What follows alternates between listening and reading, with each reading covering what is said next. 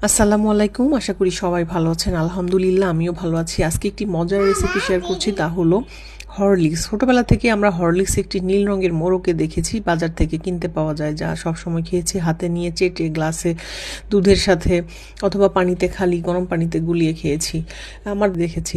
তো এই হরলিক্সের কি কি উপাদান দিয়ে হরলিক্স বাসায় খুব সহজেই তো গম বাজার থেকে কিনে নিয়ে এসে পরিষ্কার করে ঝেড়ে নিয়েছি। ঝাড়ার পর ভালো করে পানি দিয়ে ধুয়ে 5 ঘন্টার জন্য রেখে দিয়েছিলাম।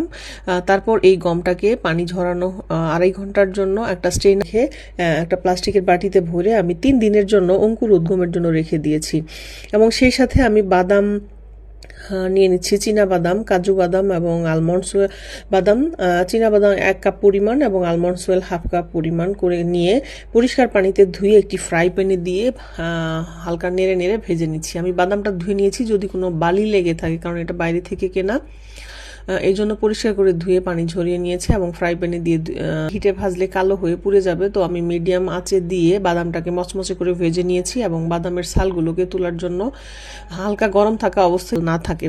তো আমি একটা ঝাড়ের ভিতরে নিয়ে বাদামগুলোকে একটু চেলে নিয়েছি এবং এরপর বাদাম হালকা গরম থাকা অবস্থায় ব্লেন্ডারে আমি ব্লেন্ড করে নিব। তা না হলে বেশি ঠান্ডা হয়ে গেলে করছি, এবং খুবই সতর্কতার সাথে ব্লেন্ড করতে হবে। বেশি ব্লেন্ড করলে দলা পাকিয়ে যাবে, আবার এটা ঝরঝরে থাকবে না। তো আমি 1 মিনিটের মধ্যেই পূর্ণ এরকম হয়েছে। এবং একটি ফ্রাই প্যানে আমি আবার ওই আগেই এবং ওই সেই গমটা এখন ফ্রাই প্যানে 20 মিনিট ধরে হালকা মিডিয়াম হিটে ভেজে নিচ্ছি। সেই সাথে এবং চিনিটাকে এর মধ্যে আমি পাউডার সুগার বানিয়ে নিয়েছি ব্লেন্ডারে ব্লেন্ড করে 1/2 কাপ চিনি।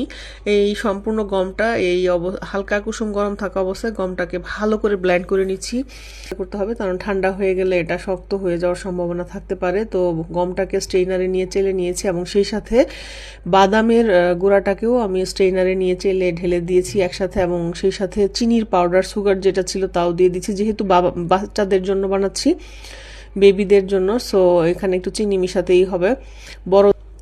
তো এই সব উপাদান মিশানো হয়ে গেলে এখন আমি দিয়ে দিচ্ছি তো এই পাউডার মিল্কটা মিশানো হয়ে গেলে হোমমেড হরলিক্স সবারই খেতে দাদা দাদির কথা মনে পড়ে, তারা খুবই পছন্দ করতেন।